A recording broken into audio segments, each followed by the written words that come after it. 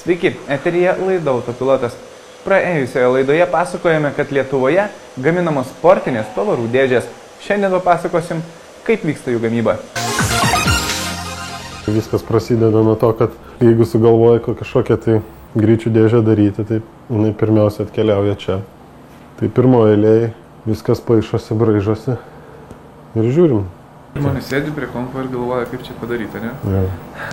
Aš vaikštau ir zyziu.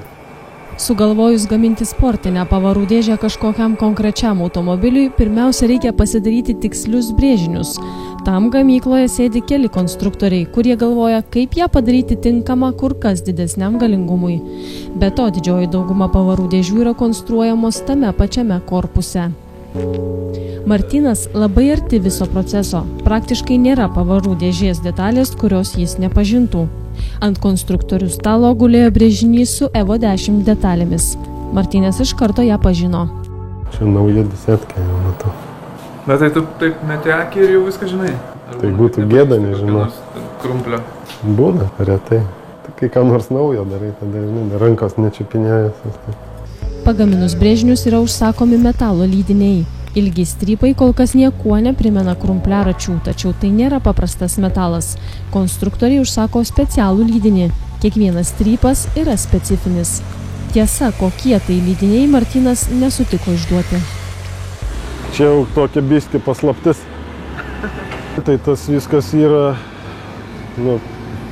daugelio metų patirtis ir tą plieną mes užsakinėjom specialiu užsakymu. Tokio plieno nenusipirksi parduotuvėje. Gali gaminti iš tokio plieno, kurį gali nusipirkti, sakykime, ir Lietuvoje parduotuvėje. Tik tai, sakykime, jisai nelaikys tų galingumų,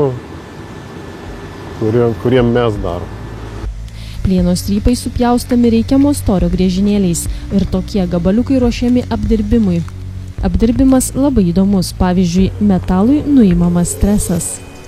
Plienas ruošiamas gaminti krumpliam. Jam reikia ir terminį padaryti, kad nuimti stresą nuo metalo, įtempimus, tada kad jisai būtų tam tikro kietumo prieš tekinimą, prieš drožimą, nes jisai gali būti ir kietas, ir per kietas, ir per minkštas. Be to, metalas dar yra apdirbamas termiškai. Cementacijos procesas, metalo prisotinimas anglim. Paviršius prisotinamas anglim tam, kad nediltų.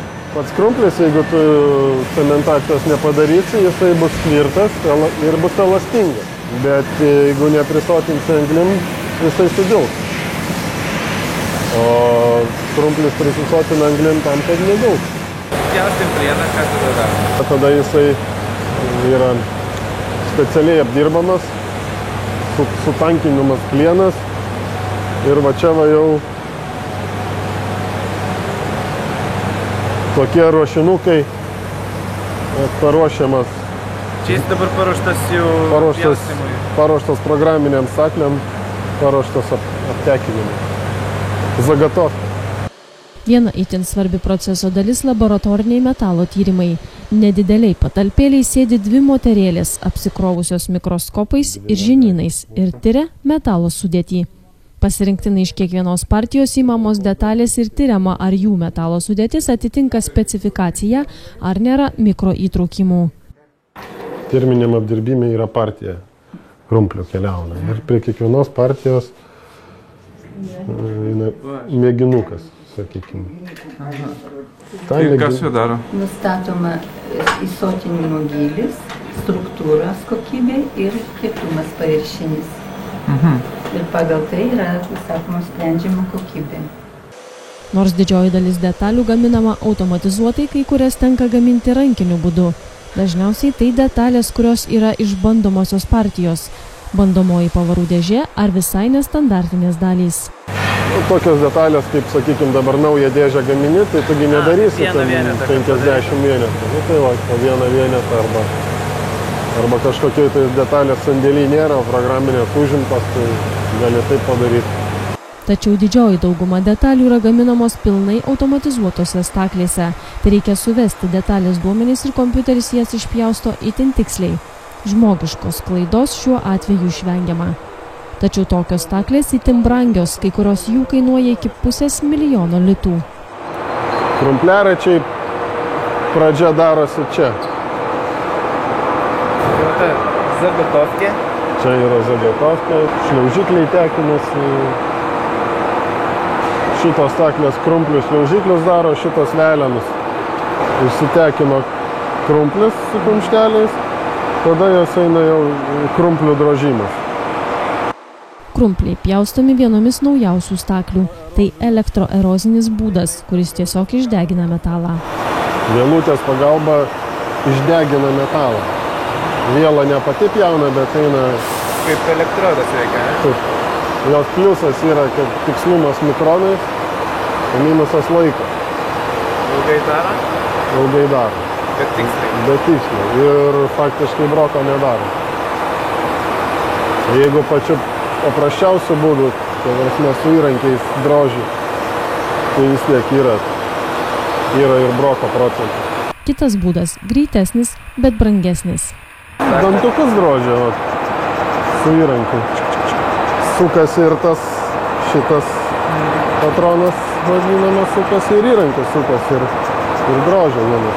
Apsisuka kelis kartus ir išdrožia. Bet šitam dalykui, kad užtikrint kokybę, tai įrankis visą laiką turi būti naujas. Tai tu turi turėti tų įrankių krūvą.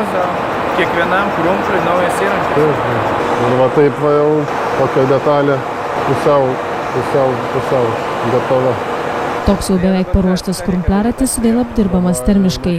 Beje, Ramūnas paėmė bet kokią pirmą pasitaikiusią detalę nuo lentynos ir paklausė, kieno ji. Martynas nepasimetė. Kieno? Čia Mitsubishi 3 bėgis. Naujas 10 Mitsubishis. O ko skiriasi nuo 9, 3 bėgis 10?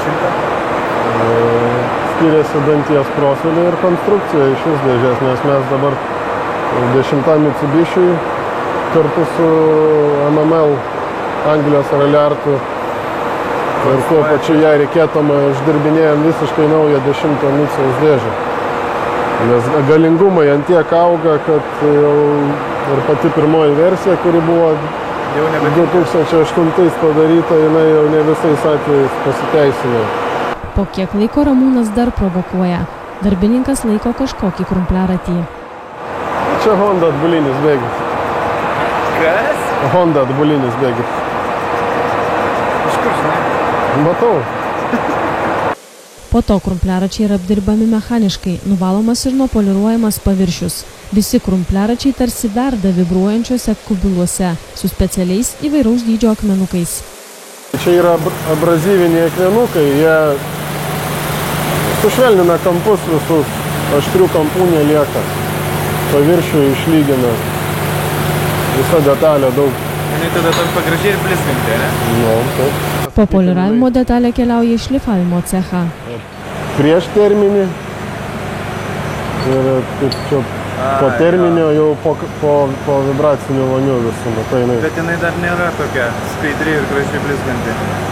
Nu, dar jai daug teks pamatyti. Po šlifavimo Martynas ir vėl tapo paslaptingas. Yra dar porą žingsnelių tokių, apie kurias nepasakosiu. Jau grinai mūsų technologija, kurias niekam nerodom. Taigi, praleidę dar porą paslaptingų žingsnių, galų gale vykstam į surinkimo cechą. Visas šis procesas, kurį mes apėjome per 14 minučių, trunka iki savaitės. Nuo metalo gabalo iki paruošto produkto, kuris guli sandėlyje ant lentynos ir laukia užsakymo, kada bus montuojamas į pavarų dėžę. Kiekviena detalė viso proceso metu turi savo barkodą ir yra kontroliuojama. Viso gamybos proceso metu bet kada galima pažvelgti į kompiuterį ir žinoti, kurioje gamybos stadijoje yra norima dalis. Ar yra šitam sandėly detalių, kurių tu galėtum neatpažinti? Neturėtų šiaip būti. būtų gėda. O kiek jūs dėžių padarot per metus? Į mėnesį, jeigu viskas gerai, 20-30 dėžių. 20-30 dėžių, tai metus apie netoli 400 gaunas, 350. Jeigu visą tai išeina į automobilių sportą, tai yra žiauriai daug iš principo. Nu taip. O kiek tokia Tuo dėžė? užkišim ir bus blogai. Kaip? Užkišim visą pasaulį. Ne, nu tai jos atsinaujina, ar ne? O tokia dėžė, nu kada ją reikėtų perinkti? Iš principo sezonų iš... Žiūrint, kur važiuoja. Jeigu važiuojant asfalto, tai dėžė mažiau kenčia. Surinkimo cechas tai lyg nedidelės dirbtuvėlės, kuriuose šeimininkauja vienas šeimininkas. Patalpėlė nedidelė, bet darbas itin atsakingas. Viskas turi būti surenkama idealiai. Matosi, kad Martynui ši patalpa gerai pažįstama. Na va, čia dabar 9 micius renkasi, sakykime, į Prancūziją, į Belgiją. Tai čia yra žmogus, jisai surenka vieną veleną, surenka kitą veleną, sužiūri tarpus, atstumus, sukrauna viską, sudeda, patikrina, viskas veikia, tada išrenkam, supakuojam ir siunčiam. Pavarų dėžės siunčiamos užsakovui dviem būdais – arba pilnai surinktos sudėtos korpusuose, kurioms duodama garantija, arba taip vadinamas kitas, kai siunčiami tik krumpliaračių rinkiniai, o užsakančios komandos surenka pavarų dėžės pačios. Gamybos apimtys nėra itin didelės. Per metus Martyno Samsono valdoma įmonė pagamina iki 300 pavarų dėžių, tačiau visos jos naudojamos lenktynėms. Tad galite įsivaizduoti, kiek automobilių pasaulyje lenktyniauja su mūsų šalyje gamintomis pavarų dėžėmis. Štai taip iš pirmo žvilgsnio paprastai Lietuvoje gaminamos vienos moderniausių ir geriausių kumštelinių pavarų dėžių. Tačiau nesudėtinga tai tik iš pirmo žvilgsnio. Iš tikrųjų tai sunkus ir labai preciziškas darbas, kurios svarbiausių paslapčių Martynas Samsonas mums taip ir neatskleidė.